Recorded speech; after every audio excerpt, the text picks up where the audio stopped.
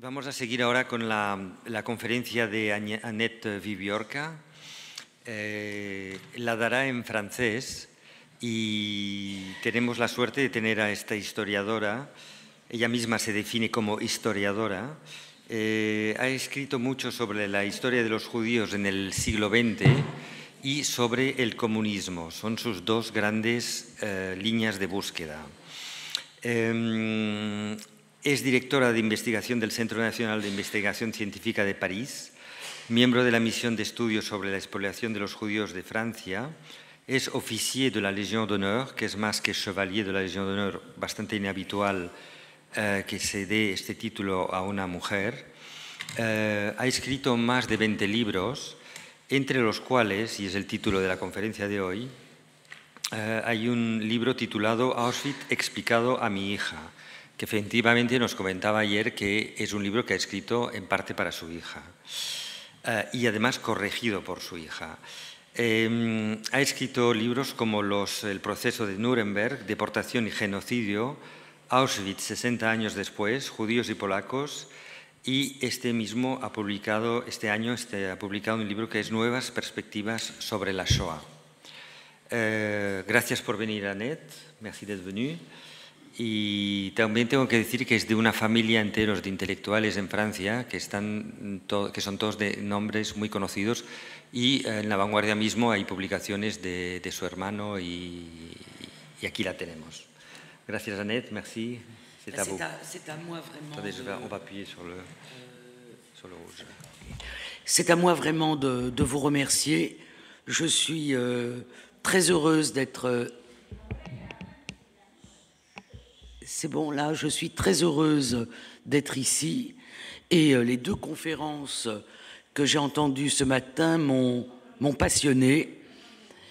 Je pense que des problèmes réels sont posés. Qu'est-ce qu'il y a comme problème ? Ah, d'accord. Que des problèmes importants sont évoqués et que l'on a vu ce matin que les perspectives n'étaient pas uniformes, et c'est très bien, puisque nous avons la chance, en Catalogne, en France, en Israël, puisqu'il a été beaucoup question d'Israël, de vivre dans des pays démocratiques. Et il est impossible de dire les Israéliens, les Français, les Catalans, les journalistes, puisque chacun de ces groupes est composé de courants qui ne sont pas tous les mêmes, tous identiques.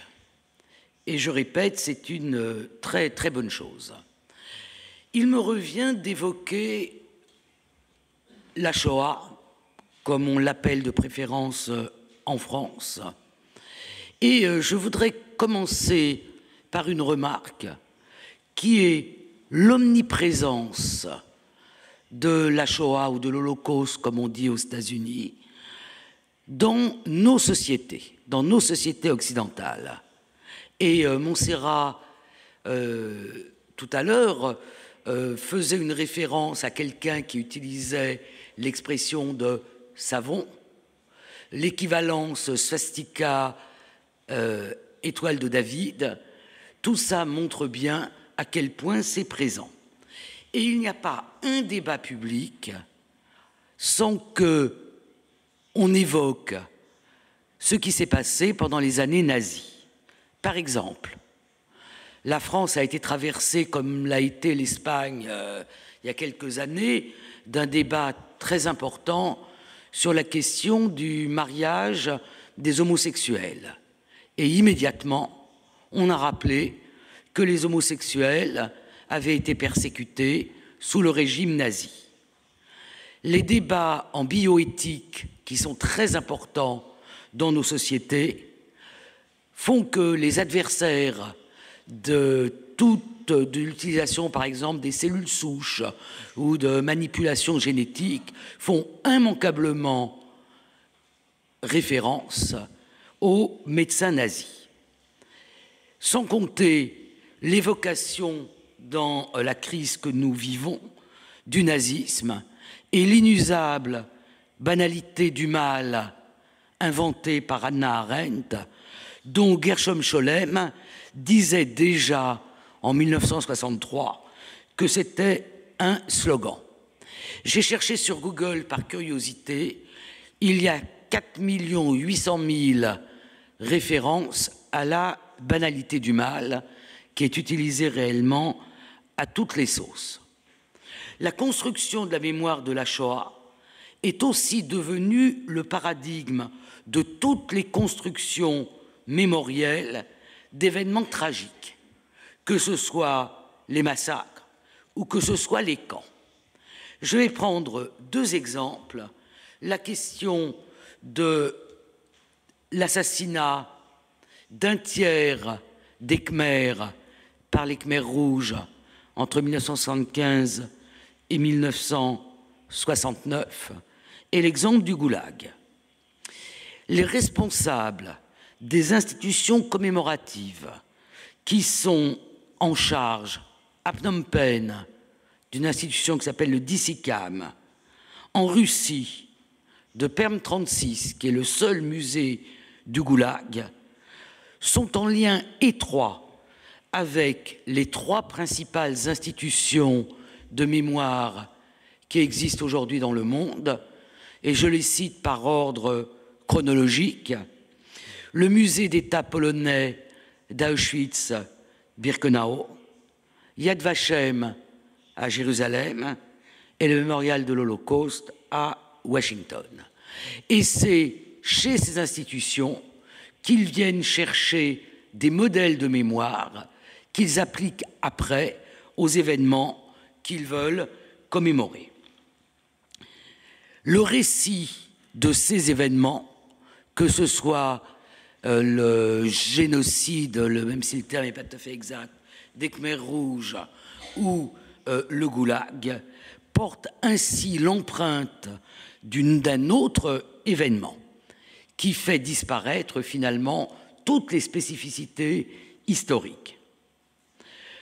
En dehors de cette présence multiforme, le récit historique est aussi présent sous un nombre impressionnant d'œuvres de toutes sortes, dont le flux n'a pas cessé depuis la fin des années 70. Ce sont les travaux des historiens, ce sont les mémoires des survivants qui continuent de paraître, ce sont les romans, ce sont les bandes dessinées, ce sont les films de science-fiction, je pense par exemple à X-Men, ce sont les émissions de télévision ou de téléfilms.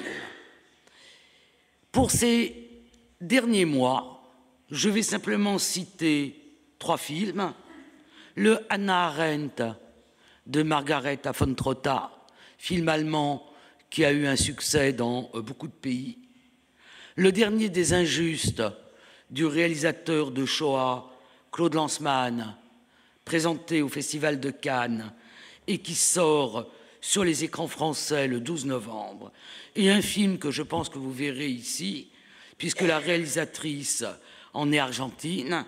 Elle s'appelle Lucia Puenzo et ce film s'appelle en Argentine Vacolda, sur les écrans français sous le titre Médecin de famille, et c'est une mise en scène du docteur Mengele en Argentine en 1960, c'est-à-dire l'année même où le Mossad enlève Adolf Eichmann. C'est un film curieux, puisque si on réfléchit 5 minutes, on s'aperçoit que si le docteur Mengele était parfaitement adapté au nazisme, s'il a été un des acteurs de cette médecine nazie, rien n'atteste qu'il ait fait la moindre expérience médicale une fois en Amérique latine, et je pense que c'est un contresens de faire des médecins nazis des Frankenstein. Ces médecins nazis étaient au service de l'idéologie raciale nazie. Ce n'étaient pas des fous, c'étaient des gens qui étaient au service d'une idéologie. Je vais donc poser ici simplement 2 questions auxquelles je vais essayer de répondre avec les outils qui sont les miens, c'est-à-dire ceux de l'historien-historienne. La première question, c'est qu'est-ce qu'on appelle la Shoah? Et je vais revenir à des questions de vocabulaire, comme ça a été le cas dans la première partie de cette conférence. Et la seconde question est celle des usages de la Shoah. Longtemps, il n'y a pas eu dans le vocabulaire occidental de mots particuliers pour désigner la destruction des Juifs.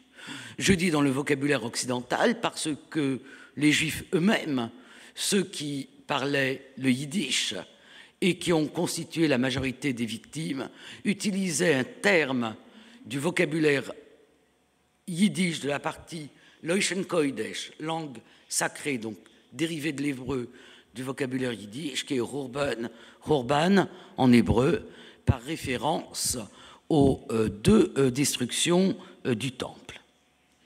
Quand on ne parlait pas yiddish, on disait simplement partout « pendant la guerre ». C'était la guerre.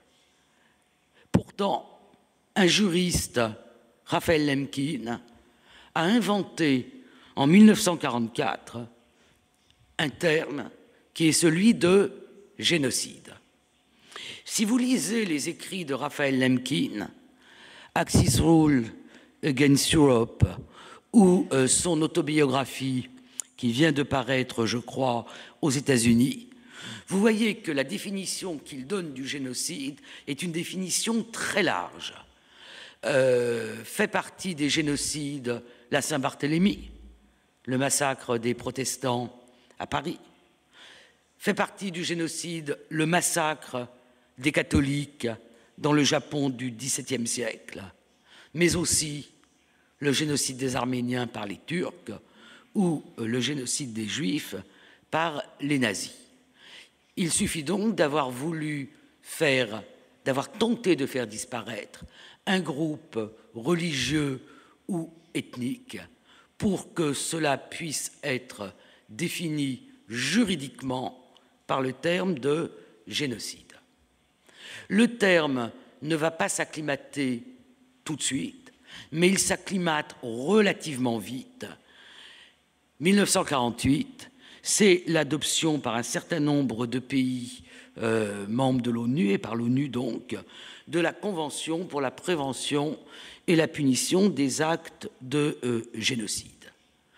Mais la définition du génocide pose d'emblée la question de l'écart entre une définition juridique, qui est une qualification qui doit servir aux tribunaux, et les usages du juste terme en histoire. Je vais donner tout de suite un exemple. Srebrenica a été qualifié de génocide. Or, à Srebrenica ont été assassinés à peu près 7000 personnes de sexe masculin, hommes ou adolescents. Si on réfléchit, ce sont les personnes susceptibles de continuer une guerre. On ne porte pas atteinte à la descendance, on ne veut pas porter atteinte à une race. Je mets 50 guillemets, bien sûr, au mot race. En tant qu'historienne, j'ai du mal à considérer Srebrenica comme un génocide, ce qui ne retire rien ni à la souffrance des victimes, ni à l'horreur du massacre. À la suite du procès Eichmann, a été adopté très largement le terme américain d'Holocauste.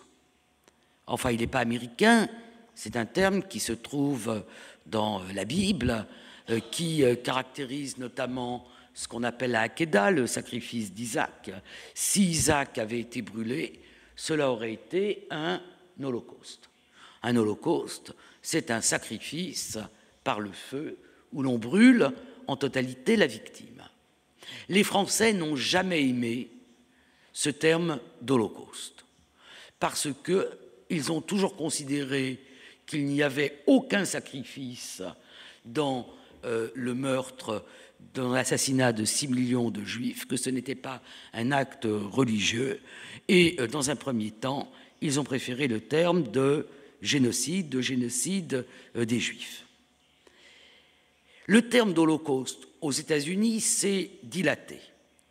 Et si on en croit le mémorial de Washington, le terme d'Holocauste aujourd'hui désigne l'ensemble des victimes du nazisme de 1933 à 1943, c'est-à-dire les opposants politiques qui ont été internés dans les camps de concentration, certaines catégories religieuses, prêtres catholiques ou témoins de Jéhovah, les homosexuels persécutés dans l'Allemagne nazie ou les tziganes persécutés aussi dans le Grand Reich, mais pas déportés des pays occupés, par exemple de la France.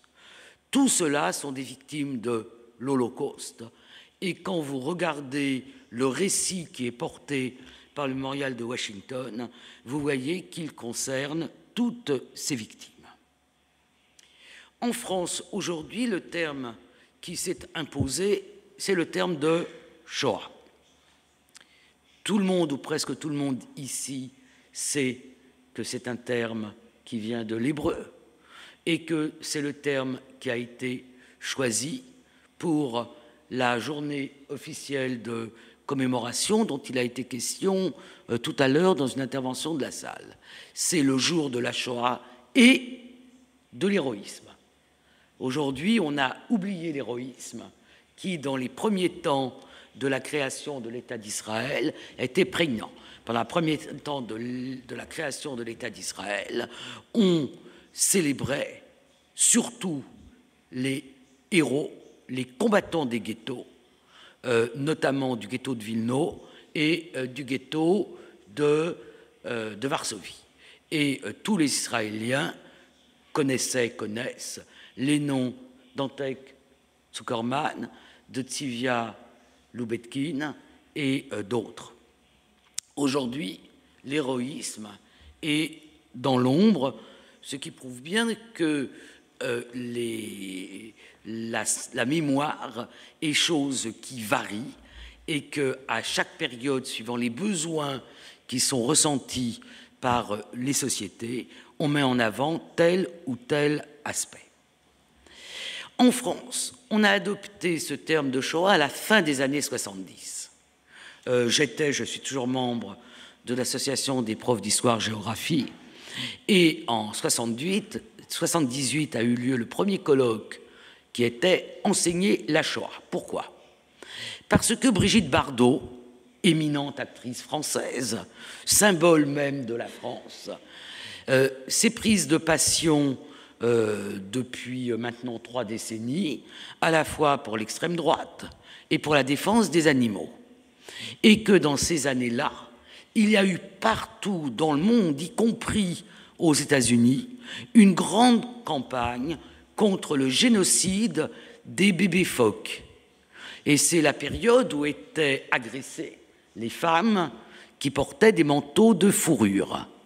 Donc on a considéré que ce terme de génocide était trop facilement galvaudé, qu'on pouvait l'utiliser n'importe comment, et qu'il fallait un terme qui permette en quelque sorte de marquer ce que le génocide des Juifs avait de spécifique et unique, et que le terme de Shoah était un terme tout à fait adapté. Certains en France récusent ce terme de Shoah. Il y a toujours des débats sur ce sujet-là.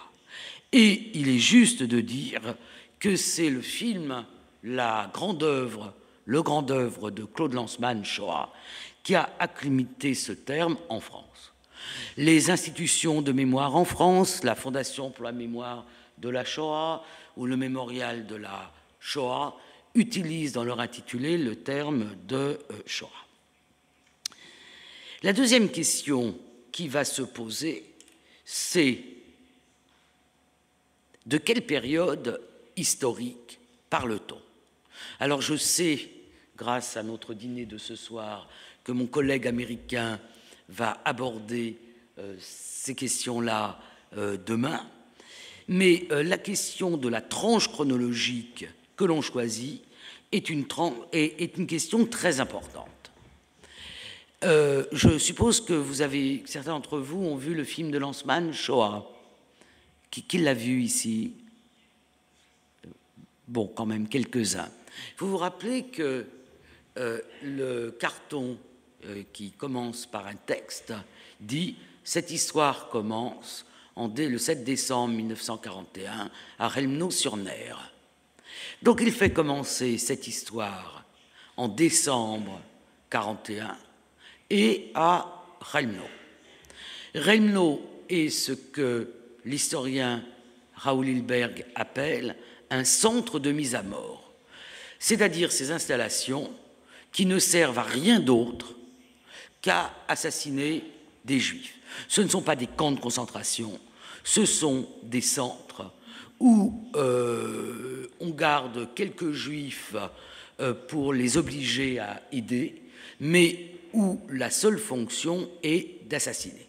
C'est ça qui rend, de mon point de vue, la Shoah un génocide unique dans l'histoire.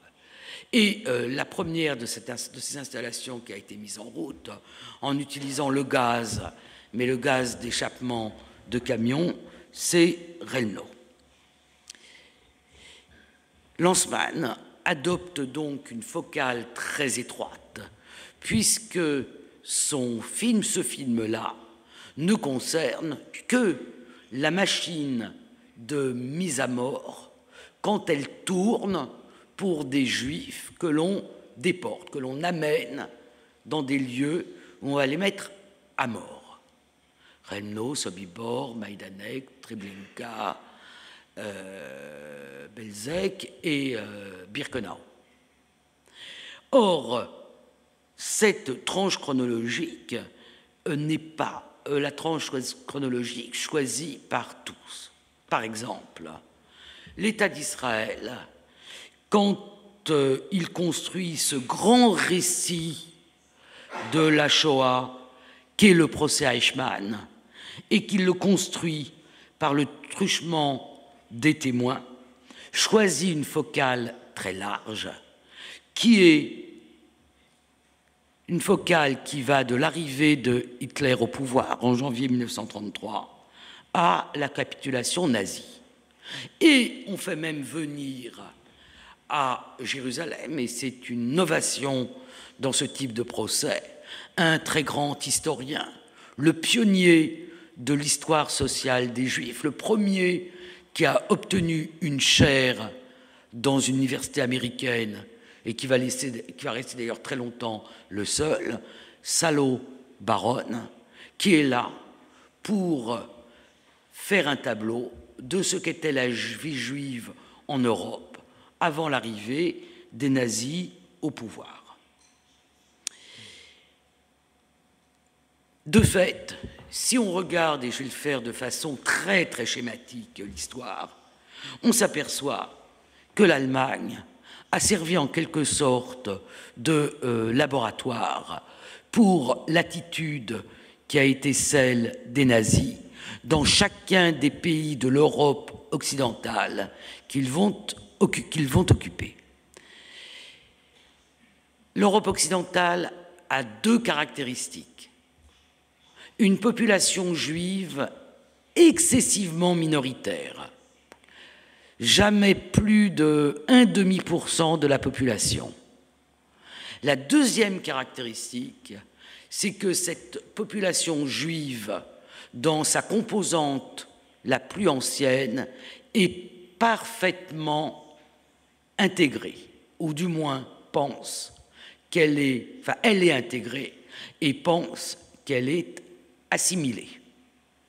On pourrait prendre comme exemple Hannah Arendt, par exemple. Mais ce sont des débats sur le judaïsme allemand, Gershom Scholem, Rosenzweig, qui sont des débats très importants. En Allemagne, l'obsession de Hitler, au début, n'est pas de tuer les Juifs, mais de les faire partir, de faire une Allemagne, comme on dit en allemand, Judenrein ou Judenfrei. Et pour ce faire, il faut d'abord définir qui est juif. Et ce n'est pas si facile que ça. D'autant que certains juifs allemands sont convertis depuis X générations au protestantisme ou au catholicisme. Et d'autant qu'il y a eu un certain nombre de mariages mixtes et que les décisions pour savoir si le sang arien ou le sang juif, là je parle la langue nazie, prédomine chez les enfants issus de mariages mixtes, qu'on appelle les Mischling, sont infinis. Il y a toute une bibliothèque nazie de discussions et aussi de discussions sur ce qu'on va faire de ces Mischling. Donc il faut les définir, il faut les recenser, il faut les mettre, les extirper de la société en les obligeant à avoir une organisation spéciale, des écoles spéciales, une organisation économique particulière. On les spolie. Beaucoup plus tard, en Allemagne, c'est seulement en 1941, on les marque par un signe distinctif, par une étoile de David, qui est apposée d'ailleurs, suivant les pays, en divers endroits, un brassard sur la poitrine, dans le dos. Et enfin, on les déporte, et je dis on, je ne devrais pas dire on, les nazis les déportent et les assassinent. À partir de la guerre, ce n'est plus possible. Le problème des Juifs autrichiens a été réglé de la même façon que le problème des Juifs allemands, c'est-à-dire avec une émigration forcée et la spoliation des biens. À peu près, je n'ai plus les chiffres en tête, une centaine de milliers de Juifs viennois ont pu partir. Mais à partir du moment où la guerre est à l'Est, on se retrouve devant une population juive qui n'a plus rien à voir avec la population juive occidentale. Elle est d'abord nombreuse. Si on prend l'exemple de la Pologne, à peu près 1 habitant de la Pologne sur 10 est juif. Mais ça ne veut rien dire, parce que la population juive en Pologne est beaucoup plus urbanisée que la population polonaise, si bien que vous avez des petites villes, des bourgades, des shtetl, comme on dit, ou même des grandes villes, où les Juifs forment 60, 50, 40% de la population, entre 30 et 40% pour Varsovie. D'autre part, les Juifs dans ces pays-là ne sont pas des individus qui sont rentrés individuellement dans les sociétés environnantes. Ils sont, et ils le sont officiellement, des minorités nationales dont les intérêts ont été, pour le cas de la Pologne ou le cas de la Roumanie, ont été protégés normalement par les traités internationaux. Qu'est-ce que ça veut dire une minorité nationale? Ça veut dire qu'ils peuvent avoir leur langue, en l'occurrence pour les Juifs polonais, le yiddish, qu'ils ont des partis politiques et que ces partis politiques sont représentés à la Diète polonaise, au Parlement polonais. La solution qui est choisie pour la Pologne, dès l'arrivée des nazis en Pologne, dès l'effondrement de la Pologne, c'est le ghetto, c'est-à-dire la séparation physique des Juifs et de la population qui les environne. Le problème se modifie encore avec l'invasion de l'Union soviétique. L'Union soviétique, toute la partie occidentale de l'Union soviétique, qui n'appartient plus à la Russie, pays baltes, dont il a été question tout à l'heure, Biélorussie, comme on disait dans le temps, Ukraine, c'est l'ancienne zone de résidence, c'est-à-dire l'ancienne zone où les Juifs étaient obligés de résider. C'est donc là que les pourcentages de Juifs restent encore très nombreux. Et là, il va être décidé tout simplement de les massacrer. L'armée allemande est suivie par des groupes spéciaux, ce qu'on appelle des Einsatzgruppen, qui vont procéder à l'arrière de l'armée allemande à des massacres de masse.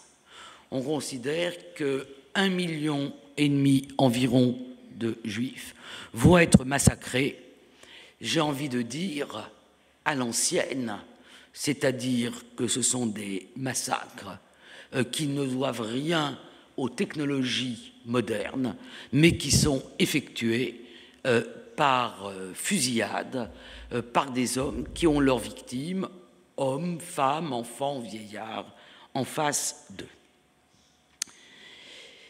C'est pourquoi il est difficile de dire que la solution finale commence en décembre 1941 à Relmno.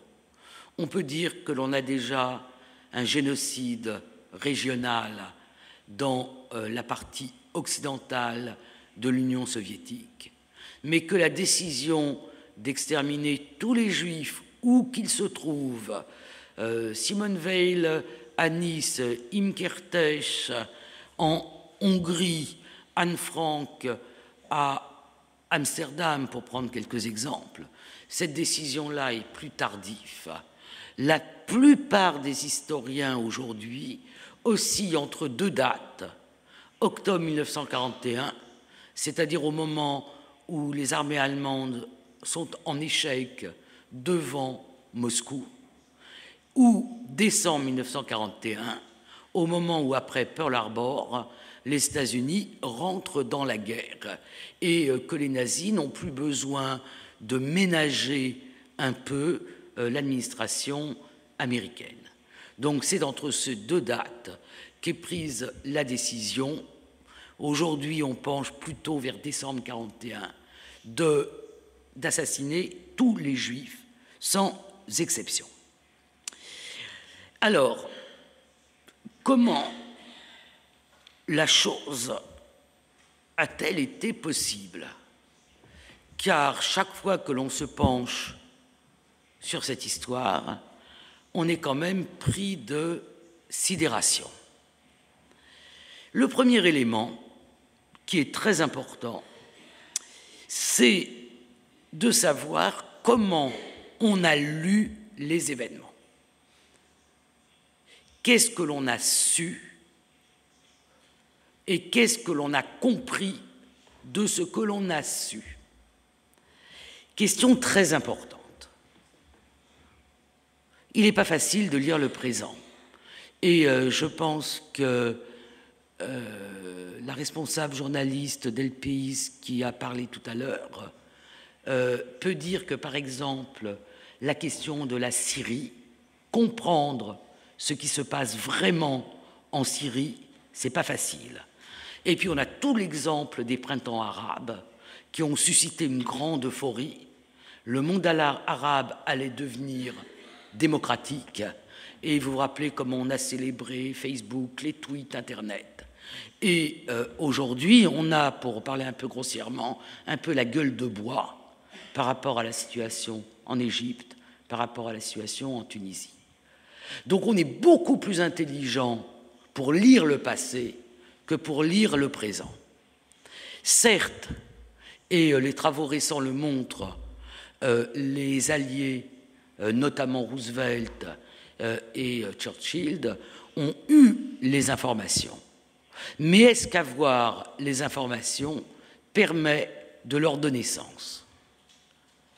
Mais surtout, en 1933, on ne peut pas prévoir que l'on construira des chambres à gaz à Birkenau en 1942-1943, puisque les Allemands eux-mêmes ne l'ont pas décidé.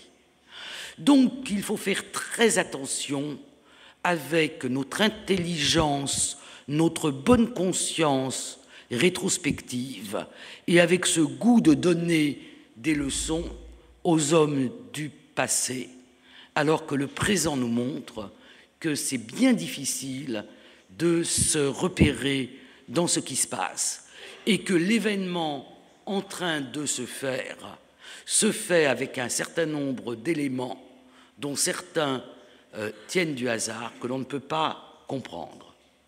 Par exemple, qui a prévu l'effondrement de l'Union soviétique, la mort du communisme que l'on croyait installé jusqu'à la fin des temps? Personne. Alors, et qui a prévu, je vais donner comme autre exemple, le 11 septembre 2001, personne non plus, malheureusement, même pas les gens de la CIA, qui auraient pu peut-être savoir quelque chose. Alors, j'ai dit partout.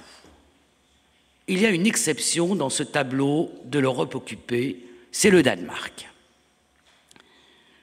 On en a beaucoup parlé ces jours derniers, puisqu'on a célébré le 70e anniversaire de cette opération de sauvetage unique dans l'histoire de l'Europe occupée, qui a consisté à faire passer les 7000 juifs danois du Danemark, de la côte danoise, traverser le Sund et arriver en Suède. Il y a eu à peu près 450 juifs danois qui ont été déportés, mais ils l'ont été avec la protection de leur gouvernement à Térésine, et ils ont survécu. Et les victimes danoises de la Shoah sont quasiment des victimes accidentelles, quelques-uns qui se sont noyés, et elles se comptent pratiquement sur les doigts des deux mains. Seulement, quand on regarde le Danemark, c'est un peu plus compliqué. Pourquoi c'est plus compliqué? Quand, en avril 1940, les armées allemandes entrent au Danemark, les Danois décident de collaborer. Ils gardent sur place leur roi, Christian X, qui, toute la guerre, continuera à se promener à cheval tous les jours au milieu de ses concitoyens. Il garde son gouvernement démocratique. Pendant toute la guerre, il y a des élections au Danemark. Il n'y a pas de répression, il n'y a pas de totalitarisme. Mais en même temps, le Danemark coopère avec les Allemands. Et les Allemands, la nourriture mangée par les Allemands pendant la guerre provient en grande partie des exportations danoises. Et ils interdisent qu'on touche aux Juifs. Au Danemark, il n'y a pas de recensement, il n'y a pas de spoliation. Et quand, brusquement, pour des raisons de politique globale, les nazis exigent que les Juifs danois soient déportés, d'abord le nazi qui est à la tête du Danemark, qui s'appelle Werner Best, n'est pas chaud, parce qu'il pense qu'il est plus important de garder la coopération. Donc il y a des fuites, et c'est comme ça que les Juifs danois et les Danois ont été prévenus. Mais il est interdit de toucher aux maisons des Danois. Et quand les Danois reviennent après 1945, ils trouvent leurs maisons intactes. Parfois même des voisins qui sont allés arroser les fleurs. C'est un exemple réellement unique. Alors la question que je me pose, c'est où est la morale? C'est parce qu'il y a une collaboration que les Juifs danois sont sauvés.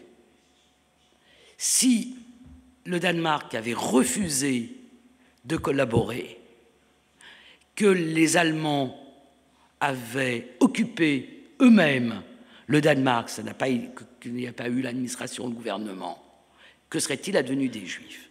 Donc, tout ça pour dire que les questions de morale sont, elles aussi, très compliquées. Mais on fait bien de célébrer le sauvetage des Juifs danois, la résistance des Danois, et la résistance danoise qui a donc organisé ce sauvetage, est la seule résistance dans toute l'Europe qui ait pris le sauvetage des Juifs comme un but de résistance. Et c'est la seule qui a été faite globalement, juste parmi les nations. J'étais à un colloque au Danemark et j'ai appris que les pêcheurs danois avaient été très bien payés pour le sauvetage. Donc chaque fois qu'on regarde de près les situations, on s'aperçoit que juste parmi les nations, normalement, il ne faut pas avoir reçu de rémunération. Et normalement, il faut l'avoir fait au péril de sa vie, ce qui n'est pas toujours le cas. Donc je crois que le facteur des politiques d'occupation a été déterminante. L'indifférence des populations. L'indifférence des populations, elle a été partout le facteur principal. Plus que l'antisémitisme, dans les populations, ça a été l'indifférence. En France, par exemple, la législation anti-juive de l'occupant allemand et du régime de Vichy, puisqu'on a eu ces deux législations qui se sont complétées et croisées, s'est faite dans une indifférence totale de la population. C'est que quand on a obligé l'étoile jaune et que les Français ont assisté aux rafles, qu'ils ont changé. L'autre facteur que je voudrais mettre en avant, c'est la façon dont les communautés juives se sont comportées, comment elles ont répondu. La différence là était essentielle entre l'Est et l'Ouest. Quelle est la marge de manœuvre des communautés juives? En Pologne, elle est ténue, pratiquement pas de marge de manœuvre. En France, elle est beaucoup plus grande. Et l'on peut dire qu'une grande partie du sauvetage des Juifs a été le fait d'organisations juives et des Juifs eux-mêmes qui ont mis sur pied leur propre stratégie de survie en passant dans la partie de la France qui était la zone libre, ou en tentant de gagner l'Espagne, ce qui était difficile, vous le savez, parce qu'il y a les Pyrénées, et la Suisse, qui n'était pas non plus aussi facile parce qu'il y a les Alpes, mais le passage a été surtout un passage en Suisse, avec des ironies de l'histoire qui montrent que comprendre et savoir quoi faire n'est jamais une évidence. Je vais raconter l'histoire de celui que je tiens pour le plus grand historien de cette période, qui est Saul Friedlander. Saul Friedlander, comme certains d'entre vous le savent, venait d'une famille assimilée, totalement assimilée, pragoise, qui quitte donc Prague au moment du rattachement à l'Allemagne, qui arrive en France, à Paris, qui habite à Paris, qui, après l'arrivée des Allemands à Paris, se réfugie dans une petite ville du centre de la France qui s'appelle Néris-les-Bains. Quand en août 1942 on commence à arrêter les Juifs partout, les parents de Saul Friedlander décident de cacher Saul sous un faux nom dans une institution catholique, ce qu'il faut, et de tenter de passer en Suisse. Ils sont refoulés, arrêtés, déportés, assassinés à Auschwitz. Et Saul Friedlander reste orphelin. Des années après, Saul Friedlander se penche sur l'histoire suisse. Je crois qu'il a été président du comité scientifique, des commissions Berger, enfin toutes ces commissions qui se sont occupées du rôle de la Suisse pendant la guerre. Et là, il découvre que les parents accompagnés de jeunes enfants étaient accueillis en Suisse. Ça veut dire que si ses parents l'avaient pris avec lui, il aurait sauvé ses parents. Je vous laisse imaginer le bouleversement qui a été celui de Saul Friedlander. Ça montre tout simplement qu'il est bien difficile de savoir tout et de comprendre quand on vit les événements, et que parfois il faut des dizaines d'années pour qu'on arrive à avoir la compréhension. Les justes maintenant. Alors les justes sont à la mode, on les célèbre. Je vous rappelle que, ce que certains d'entre vous savent bien évidemment, que la dignité de juste parmi les nations a été inventée par l'État d'Israël et qu'elle figure dans la grande loi qui a créé Yad Vashem, 1953. Or, de 1953 à 1963, on ne s'occupe pas des justes parmi les nations. On commence à s'en occuper après le procès Eichmann. Le procès Eichmann a mis en évidence la solitude des Juifs pendant la guerre. Et, alors que ça n'avait pas été présent au procès de Nuremberg, le fait que les Alliés avaient fait si peu pour venir au secours des Juifs. Donc c'est un procès qui est aussi un procès accusatoire à l'égard des gentils. Or, élever à la dignité de juste parmi les nations, ça permet de compenser en montrant qu'il y a eu parmi des gentils des gens qui ont risqué leur vie et qui ont été au secours des Juifs sans en attendre d'intérêt matériel.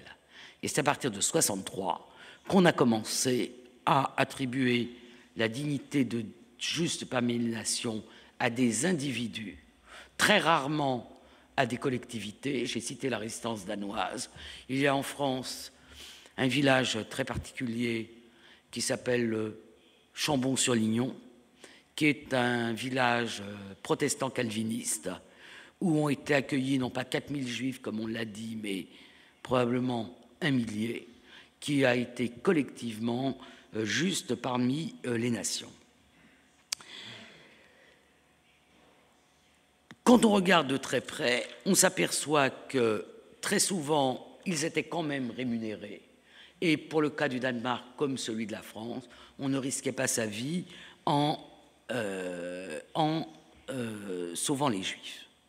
On se rend compte aussi que ceux qui ont sauvé ont été rarement des individus mus, je reprends une expression de Vassili Grossman, du grand écrivain russe Vassili Grossman, mus seulement par la bonté, par la petite bonté qui fait qu'on fait ce geste.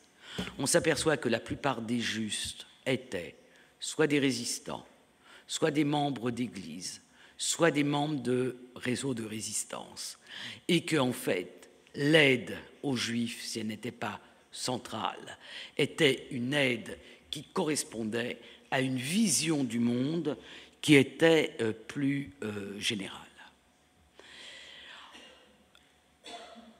Mais je crois que de toutes les raisons que j'ai avancées, c'est quand même la possibilité pour les nazis de se saisir des Juifs qui a été déterminante. Car l'idéologie nazie était, et ça c'est une novation puisqu'on parle d'antisémitisme ici, était une idéologie qui pratiquait ce que Friedlander appelle un antisémitisme rédempteur. Je pense que cette notion est très importante. Qu'est-ce que c'est qu'un antisémitisme rédempteur? Cela signifie que le salut du Reich pour 1000 ans est lié à la disparition des Juifs. Il faut faire disparaître les Juifs pour assurer le salut du Reich. Car cette idée, c'est peut-être pas encore une idéologie, qui veut que les malheurs du monde viennent de l'existence de l'État d'Israël. Par exemple, si on prend le cas de la France, supprimons Israël et on n'aura plus de problème dans les banlieues françaises. On voit bien que ça a quelque chose de fou, d'aussi irrationnel que l'était le nazisme. Mais il y a une rationalité dans cet irrationnel. Et je crois que c'est contre cet antisionisme rédempteur, c'est-à-dire l'idée qu'il n'y aurait plus de problème dans les pays arabes, qu'il n'y aurait pas de problème d'islamisme, qu'il y aurait, bon, enfin on peut énumérer tout ce qu'on veut, si Israël n'existait pas, qu'il y a là quelque chose de fou, au-delà de la réalité politique, des problèmes que pose la situation en Israël par rapport aux Palestiniens, enfin tous ces problèmes dont il a été question ce matin. Alors, moi, ma perspective, elle était moins liée, j'en suis désolé, je n'avais pas préparé un peu pour ça, elle était moins liée à la question de l'histoire des Juifs et du devenir des Juifs que de la question des génocides. Alors, j'ai essayé de dire quelques mots un peu improvisés sur la question des Juifs. À partir des années 70, l'Holocauste, la Shoah, le Khurban a été très, très présent en Israël. Jusqu'au procès Eichmann, il n'était présent nulle part.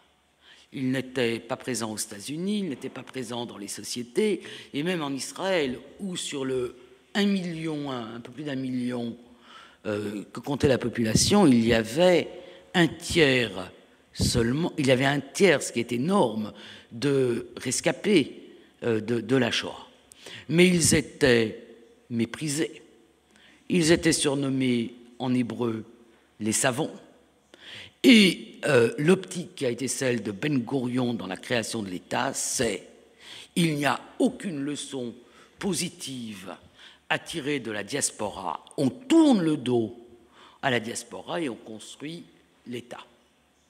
C'est avec le procès Eichmann que les choses ont changé et que les survivants et le génocide ont fait partie, comme le dit une historienne israélienne, Ranaya Blanca, du code génétique des Israéliens. Et puis ensuite, ça a été beaucoup convoqué. Ça a été convoqué lors de la guerre des 6 jours, en France aussi. Ceux qui après ont été les fers de lance de la critique d'Israël, je pense notamment au très grand historien de l'Antiquité, Pierre Vidal-Naquet, dont vous connaissez peut-être le nom, ils disaient tous, au moment de la guerre des 6 jours, qui a créé une émotion considérable, on ne peut pas avoir 2 Auschwitz dans la même génération. C'était ça le sentiment dominant, qui était que si Israël était rayé de la carte, ce qui était l'objectif déclaré, ce n'était pas insinué, ce n'était pas décrypté, c'était ce qui était dit, la chose serait insupportable. Et ensuite, il y a eu cette convocation du génocide chaque fois qu'il y avait un problème entre Israël et ses voisins, une guerre. Alors il faut réfléchir pour voir si on peut, comme ça, pour les siècles qui viennent, faire usage du génocide, c'est-à-dire penser même soi-même qu'on risque de disparaître, que l'État d'Israël risque de disparaître, que les Juifs risquent de disparaître, et si ça peut être choisi dans la rhétorique. Ce que l'on voit en politique internationale, donc je ne parle pas de la question du Moyen-Orient, c'est que malgré tout, quelques progrès ont été faits. Quelques progrès en matière de justice, même s'il y a beaucoup à dire sur les tribunaux internationaux. On a réussi à régler un certain nombre de problèmes sans bain de sang. En Espagne, la transition démocratique qui s'est faite en mettant l'histoire sous le boisseau. Alors mes collègues historiens disent, vous vous rendez compte, après la mémoire fait retour. J'ai dit oui, mais en général, quand la mémoire fait retour, elle ne fait pas de mort. Mieux vaut un retour de mémoire qu'un retour de guerre civile. C'est moins coûteux en vie humaine. Ça a été l'expérience sud-africaine de la commission Vérité et Réconciliation. Et c'est un certain nombre de tribunaux, la Cour internationale, qui juge un certain nombre notamment de dirigeants africains, même ça pose énormément de problèmes. Ceux qui étudient l'histoire des massacres et génocides voient qu'ils ont diminué, contrairement au sentiment qu'on en a, diminué en nombre et diminué chacun en nombre de victimes. Mais malgré tout, et je reviens à la Shoah, ceux qui ont des responsabilités dans ces affaires-là, et j'estime que, en tant qu'historienne, j'ai été longtemps prof de collège, j'estime que nous ne travaillons pas simplement, nous ne faisons pas que de l'histoire pour l'histoire. Être historien, ça veut dire s'incliner devant les faits, même si ils ne correspondent pas à ce qu'on aimerait qu'ils soient. C'est avoir un amour de la vérité, dire comme Marc Bloch que le mensonge est la pire lèpre de l'âme. Donc un historien qui ment, pas dans la vie courante, mais dans son travail, ce n'est pas un historien. Donc on a une éthique du métier, même si on peut se tromper. Ce n'est pas parce qu'on recherche la vérité qu'on la trouve toujours, mais on a aussi, et c'est ma conception du métier, un rôle social. Pour moi, le rôle social, c'est de toujours, quand on est en position de transmettre, de miser sur l'intelligence et sur la raison, même si l'on sait que les sociétés humaines ne sont pas toujours mues par la vérité et la raison. D'éviter la bonne conscience rétrospective et de se poser les questions de l'efficacité de notre enseignement de la Shoah par rapport au plus jamais ça. Et je vais citer le directeur actuel du musée d'Auschwitz, qui est un homme jeune, pour moi, il n'a pas 40 ans, qui est polonais, qui est catholique, qui fait partie de ce courant catholique qui a toujours considéré les Juifs avec respect, dont la famille a été membre de cette petite organisation polono-juive qui s'appelait Jegota, qui a œuvré à partir de 1943 au sauvetage des Juifs, qui a été toujours dans l'opposition, obligé de quitter la Pologne dans la période communiste. Grâce à ça, il a fait ses études à Strasbourg et il parle parfaitement français, ce qui rend les relations très agréables. Et il a donc la responsabilité de cette institution.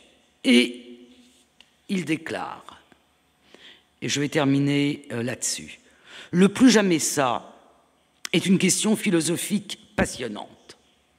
Mais quand c'est votre réelle responsabilité professionnelle, cela vous tue à petit feu. Lorsque l'on se rend compte qu'il y a 1 300 000 personnes qui passent dans ces lieux, c'est-à-dire Auschwitz-Birkenau, aujourd'hui c'est 1 500 000 par an, qui pleurent, s'indignent, culpabilisent, tout le monde semble choqué.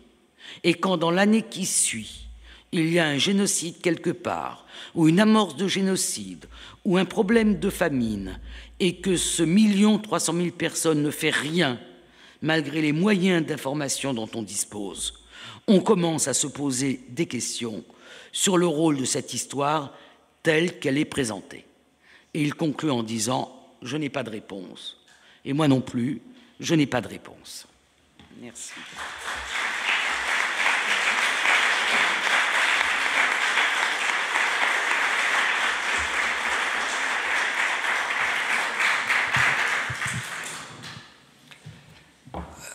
Annette, muchas gracias por esta brillante, j'espère que votre español vous va comprendre, le casque, por esta brillante conferencia.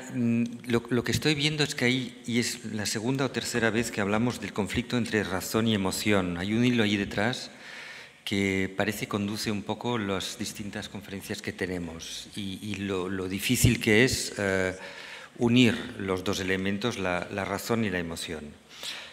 Vamos a pasar al turno de preguntas. También deciros que todas estas conferencias se graban y que estarán visibles en la web de la Fundación Spinoza. Gracias, Annette, por conferencia. Yo no tengo preguntas, a lo mejor 3 comentarios.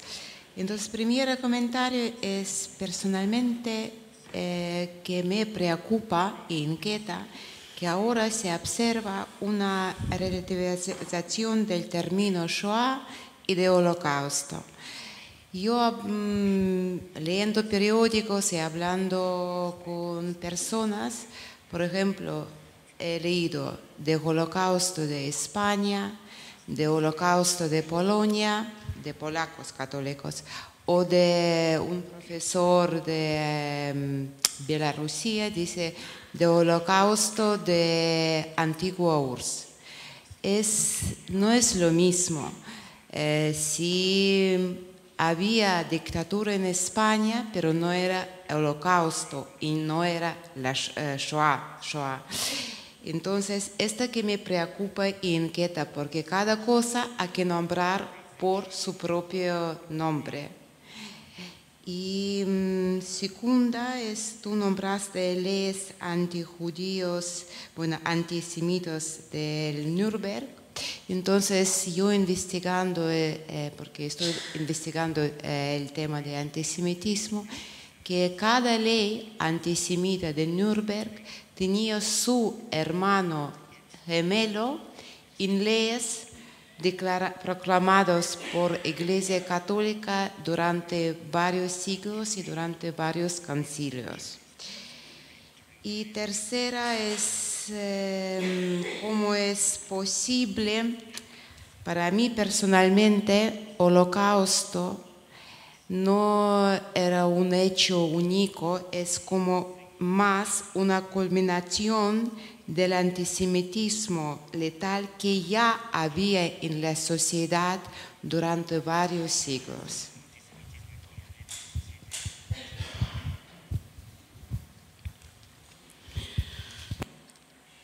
Alors, la première question, je suis entièrement d'accord avec vous. C'est vraiment dommage que le vocabulaire se banalise de cette façon. Et c'est aussi vraiment dommage que, parce que la mémoire, si vous voulez, on peut dire de façon un peu cynique que la construction de la mémoire de la Shoah a été un incontestable succès. Mais ce succès, il est quand même fondé sur la quasi-disparition de la population juive d'Europe.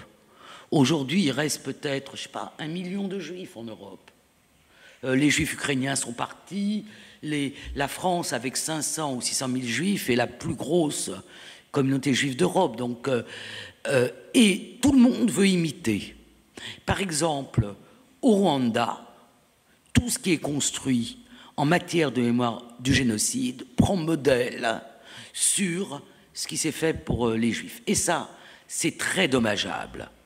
Un, vous avez raison parce que ça banalise, mais deux, et pour moi c'est presque plus dommageable, parce que ça empêche de comprendre. Si vous plaquez sur un événement historique une analyse pour un autre événement historique, vous empêchez la compréhension de cet événement. Donc ça, c'est très, très dommageable.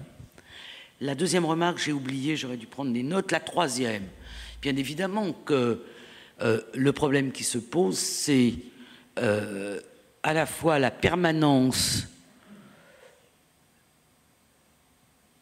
de la haine des Juifs et la modification d'un certain nombre de formes.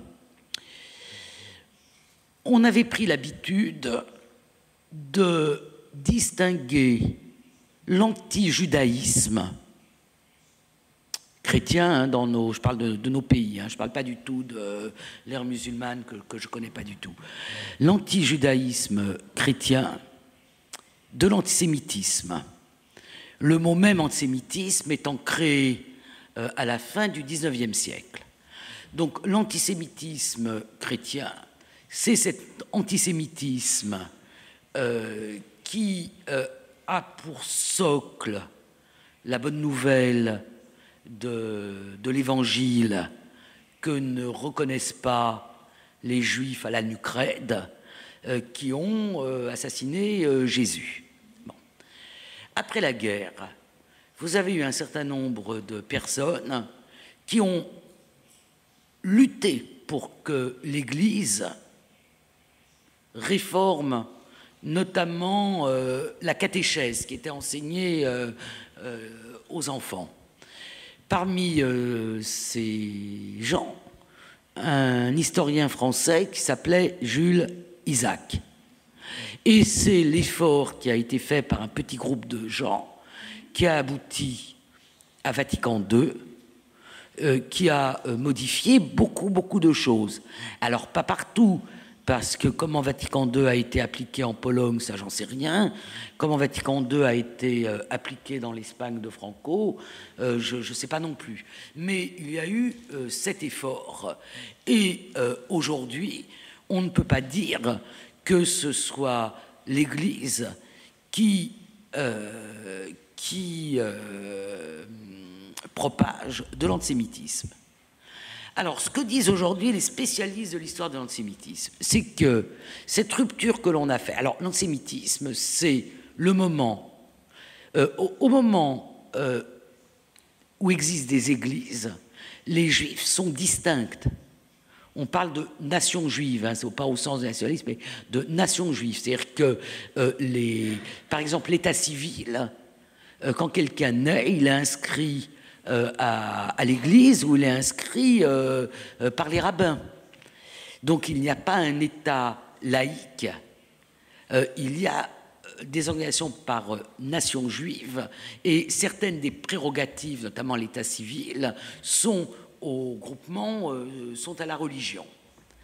À partir du XIXe siècle, ça change dans beaucoup de pays, puisque dans les États modernes, ce sont les États qui prennent les états civils, et surtout les juifs rentrent dans la société. Et effectivement, ils vont être relativement nombreux dans un certain nombre de professions, la banque, les médias, la médecine, avocats, notamment dans l'Allemagne de Weimar, par exemple, ou en France.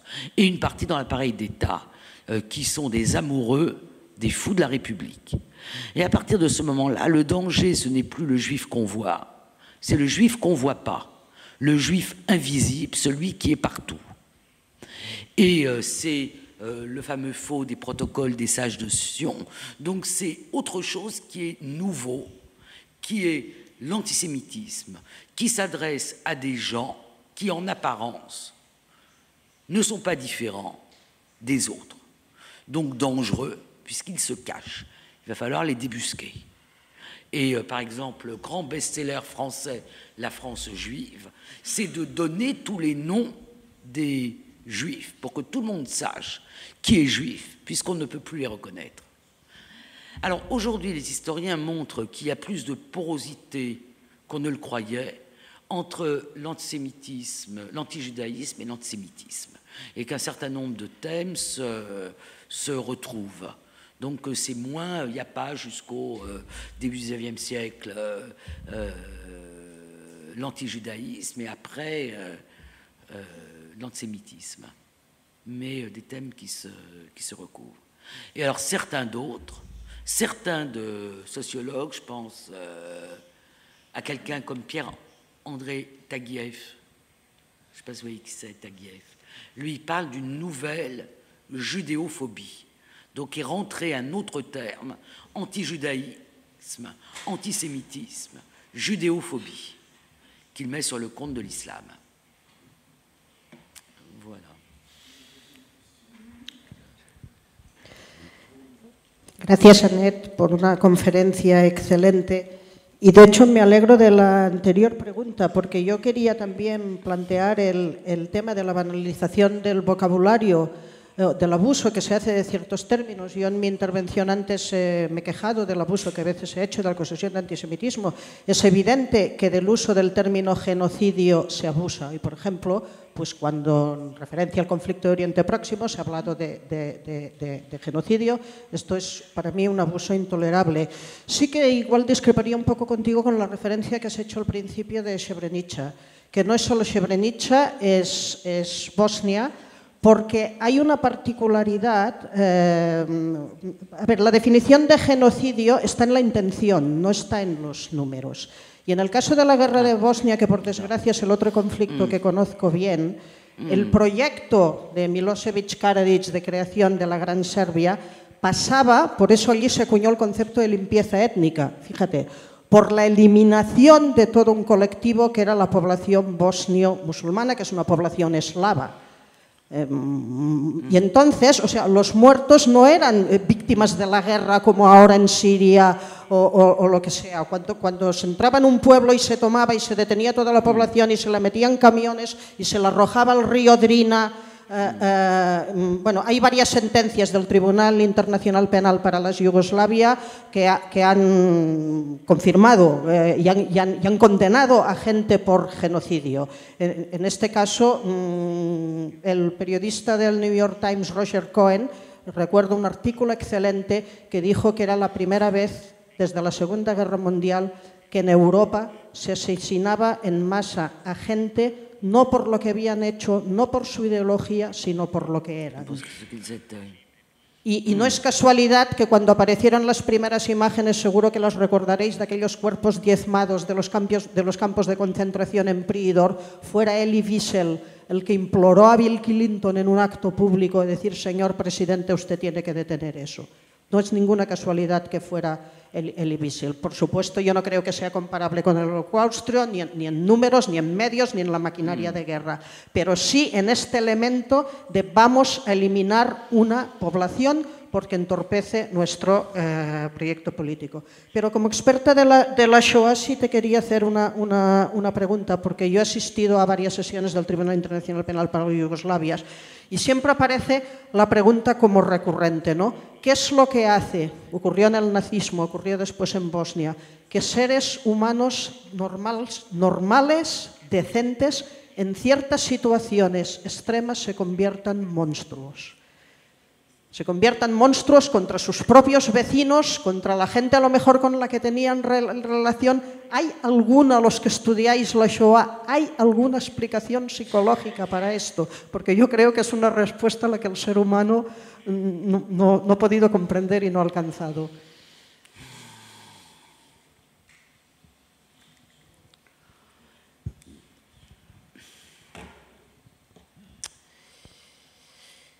Bien évidemment, je n'ai pas de réponse à cette question parce que c'est vraiment une question torturante réellement.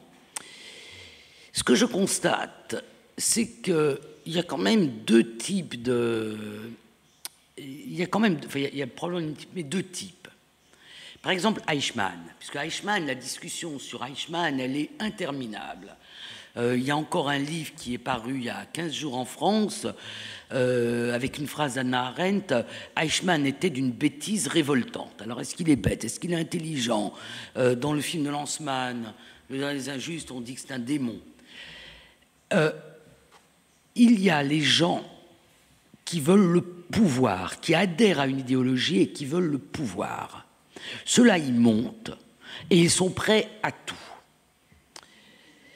J'avais interviewé quelqu'un pour la collecte d'interviews de Yale qui avait été déporté à Auschwitz, qui est devenu après un grand médecin. Et je lui avais demandé, est-ce que vous avez tiré... Comme il était très intelligent, j'ai osé poser une question qu'on n'ose pas toujours poser. Est-ce que vous avez tiré quelque chose de votre expérience d'Auschwitz? Et il m'a répondu oui. Ça m'a permis de comprendre le milieu hospitalo-universitaire. Sauf que là, il y a une limite, on n'a pas le droit de tuer. Mais quand on regarde les mécanismes de pouvoir, ce que l'on est capable de faire pour éliminer un rival, pour monter en politique, on se dit que voilà, il y a des gens, pas tout le monde. Quand on arrive à un certain âge, on voit bien que ce n'est pas partagé par tout le monde, le goût du pouvoir, le goût de monter, mais ceux-là sont prêts à tout. Et ça, c'est une explication pour les dirigeants. Alors, les autres ceux qui deviennent gardiens de camp, ceux qui tuent à main nue, ceux qui vont fusiller. Alors, d'abord, ils ne le font pas forcément de bon cœur. C'est-à-dire qu'au début, les Einsatzgruppen ont distribué l'alcool, et ils le font tous ivres.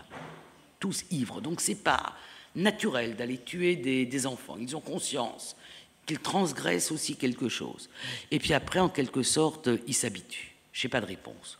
Je n'ai pas de réponse à votre question. On a répondu dans les années d'après-guerre et jusqu'à Hannah Arendt, c'est surtout les Allemands, Reich, Fromm, enfin, il y a eu toute une école de psychosociologues allemands qui ont dit voilà, c'est l'obéissance, c'est la société très répressive sexuellement, qui était la société très hiérarchisée de l'Allemagne, qui fait qu'on a eu ces petits hommes qui étaient incapables de penser et qui ont obéi, qui ont perpétré des...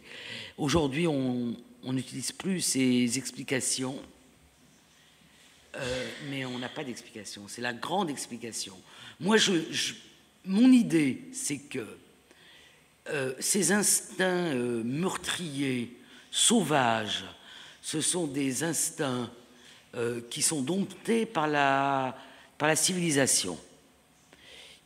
Et que la seule chose qu'on peut faire pour empêcher ce genre de choses, c'est empêcher que la civilisation craque. Et ça nous ramène aux politiques. Mais j'ai malheureusement pas de réponse. La seule réponse, c'est que c'est pas tout le monde, c'est pas vrai.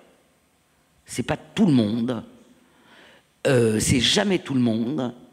C'est pas séparé entre les hommes et les femmes, parce que quand les femmes ont eu la possibilité d'être gardiennes de camp, elles ne se sont pas mieux comportées. Alors il y a la croyance, donc on est du bon côté de l'idéologie, et il y a ce que l'on permet de faire. L'ex-Yougoslavie, ça a mis en lumière toute la question des viols aussi. Ça n'a pas été une innovation de ce qui s'est passé dans l'ex-Yougoslavie.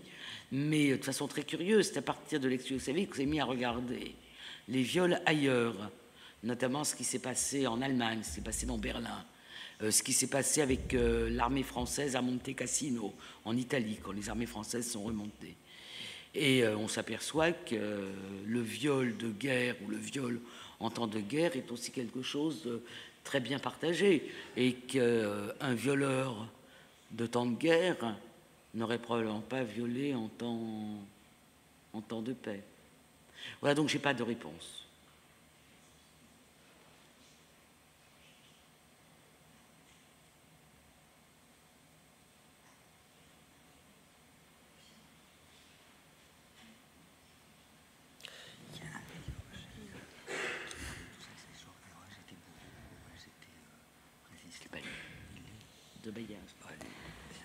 Oui.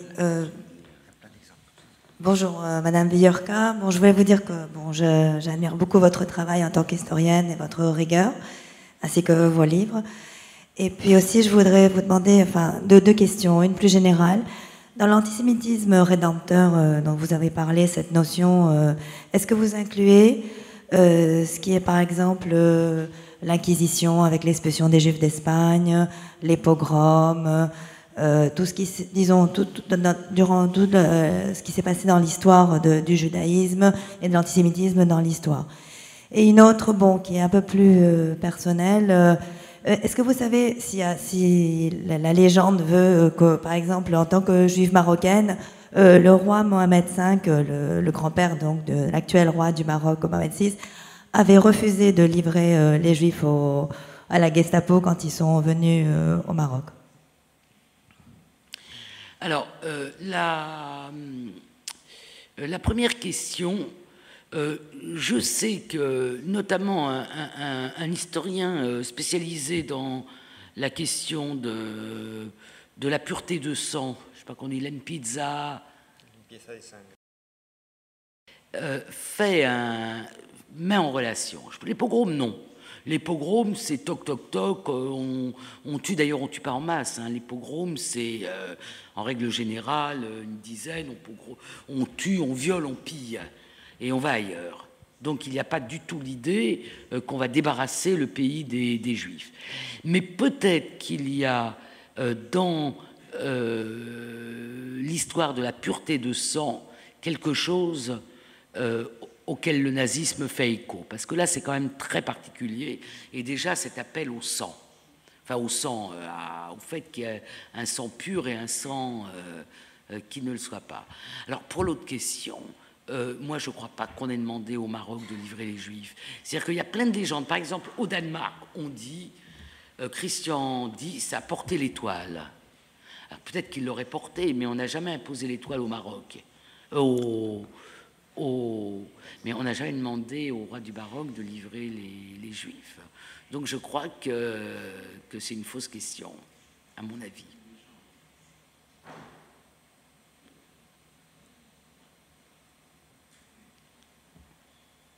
Ça fait partie des légendes, il y a comme ça des légendes. Je crois que Christian X aurait dit, si on imposait aux Juifs de porter l'étoile, je serais le premier à la porter. Donc il y a quelque chose dans la légende.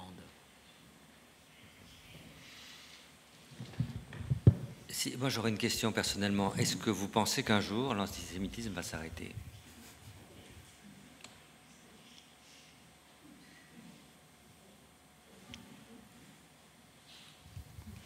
Ça c'est une bonne question. J'en sais rien.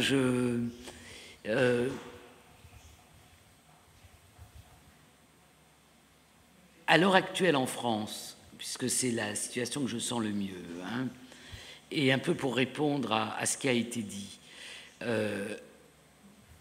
il y a un anti-antisémitisme d'État très fort. Ça veut dire que toute la classe politique française, à l'exception des extrêmes, dit par rapport à l'antisémitisme tolérance zéro. Et elle met en pratique cette tolérance zéro, c'est-à-dire qu'il y a une protection par l'État des lieux juifs, enfin bon. Donc, et il n'y a pas d'antisémitisme d'État. Je dirais qu'aucune personne n'est gênée dans sa vie professionnelle parce qu'elle est juive. Et que, y compris l'extrême droite, même s'ils n'aiment pas qu'on dise ça, mais quand on regarde le discours de Marine Le Pen par rapport au discours de son papa Jean-Marie Le Pen, on s'aperçoit qu'il n'y a plus d'antisémitisme. Et je peux même dire que dans certaines régions, beaucoup de juifs votent pour le Front National. Et qu'aux prochaines élections, il y aura encore plus de juifs qui voteront pour le Front National. À l'heure actuelle, le sentiment dominant, c'est le sentiment anti-musulman. Et on construit, alors ça c'est très intéressant, et ça prouve que l'histoire ne sert à rien, parfois, on est en train de construire en France une question de tziganes qui n'existe pas. C'est-à-dire qu'il y a un problème de délinquance, de bandes de tziganes qui viennent essentiellement de l'Est de Roumanie, mais on construit une question de tziganes comme on a construit une question juive avec la même rhétorique. Il y a 15 000 tziganes en France, de ceux-là. On ne va pas me dire que 15 000 tziganes empêchent la France de tourner, même si il y a une délinquance. Il y a un problème de délinquance qui est un problème de police, il n'y a pas un problème de question de tziganes. Alors, les Juifs, personne n'a prévu le génocide, personne n'a prévu comment disait Koestler, Arthur Koestler, il écrit un livre sur la création de l'État d'Israël qu'il appelle « Analyse d'un miracle ».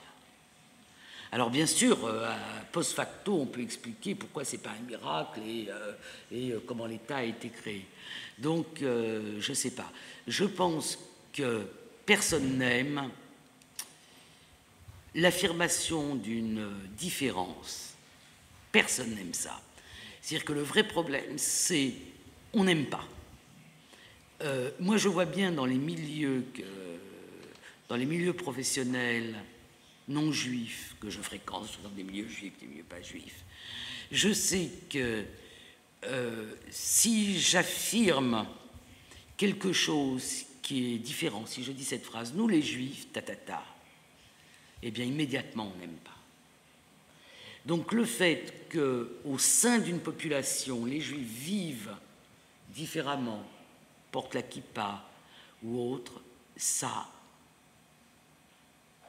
c'est mal accepté. Mais on n'accepte pas mieux les signes de différence d'autres populations. Le chador, voilà. Donc on n'aime pas que... Enfin, on aime bien que tout le monde soit pareil. Alors je crois que c'est un des facteurs d'antisémitisme. Mais je crois qu'il faut toujours tenir les deux bouts, c'est-à-dire la réflexion sur qu'est-ce que ça veut dire aujourd'hui d'être juif. Quand je regarde ce que le judaïsme a produit d'immenses intellectuels, que ce soit des grands écrivains comme Stefan Zweig ou Joseph Roth ou Freud ou tout ce que vous voulez, que ce soit dans le monde juif, des Gershom Scholem, des Rosenzweig, je me dis qu'il y a aussi un problème aujourd'hui de dynamisme du judaïsme lui-même. Et que peut-être qu'il faudrait qu'il y ait aussi beaucoup d'efforts qui soient portés pour maintenir une vraie culture qui soit pas simplement une pratique religieuse, mais qui soit aussi une culture juive et une culture universelle.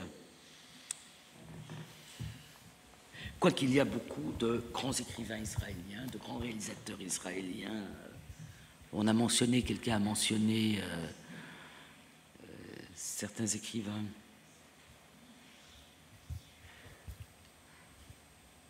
Dans le monde actuel, on n'aime pas la culture et on n'aime pas les intellectuels. En général, juifs ou pas juifs. On va peut-être prendre la dernière question. Oui, comme la question a été posée au sujet du Maroc, qu'est-ce que vous pouvez nous dire en Roumanie après la révolte des légionnaires? Il paraît que le roi Carol ait demandé qu'aucun des Juifs ne soit plus atteint en Roumanie. C'est vrai que les Roumains collaboraient, faisaient des uniformes pour les Allemands, un peu comme au Danemark, mais est-ce que vous savez s'il y a eu des déportations? Moi, que je sache, je pensais aussi que ça a été un pays où on n'a plus touché aux Juifs parce que le roi Carol, qui avait beaucoup d'amis, s'est opposé et a demandé que les Juifs de Roumanie ne soient plus atteints. En fait, il y a la Roumanie, la Hongrie, la Bulgarie et le Danemark. Et alors, je ne suis pas très spécialiste en histoire de la Roumanie, mais a été publié toute la compilation, comme il s'appelle, le Carta Negra, le livre noir de Roumanie. Donc il y a eu, notamment à la périphérie, il y a eu des massacres de juifs, mais les juifs roumains ont moins mal survécu. Or, il y a aussi, on parle aussi de ces questions-là comme s'il n'y avait pas de chronologie. Le Danemark, c'est octobre 1943. On est bien après Stalingrad. Et les gens commencent à se poser la question de savoir qui va gagner la guerre. En Hongrie, jusqu'en mars 1944, il y a de l'antisémitisme, mais les Juifs sont protégés. Et c'est en mars 1944 qu'arrive Eichmann et son petit groupe. Et la véritable raison, c'est pas seulement les Juifs, c'est que la Hongrie est en train de réfléchir à comment elle peut se dégager de son union avec l'Allemagne. C'est-à-dire que les pays satellites de l'Allemagne, qui ont participé à tout, à la curée sur l'Union soviétique, ils sont en 43-44, ils sont un peu dans l'expectative, c'est-à-dire qu'ils se demandent comment ils vont tirer leur épingle du jeu, puisque quand on regarde lucidement les choses, on s'aperçoit que l'Allemagne n'est pas sûre de gagner la guerre. Donc je crois qu'il faut avoir aussi cette composante. C'est-à-dire que ce n'est pas simplement...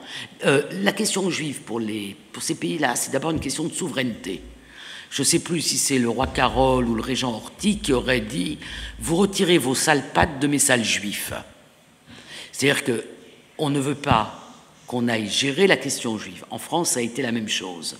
Et le traducteur me posait une question sur ce qui expliquait la relativement moins mal survie des juifs français, 3 sur 4 qui ont survécu.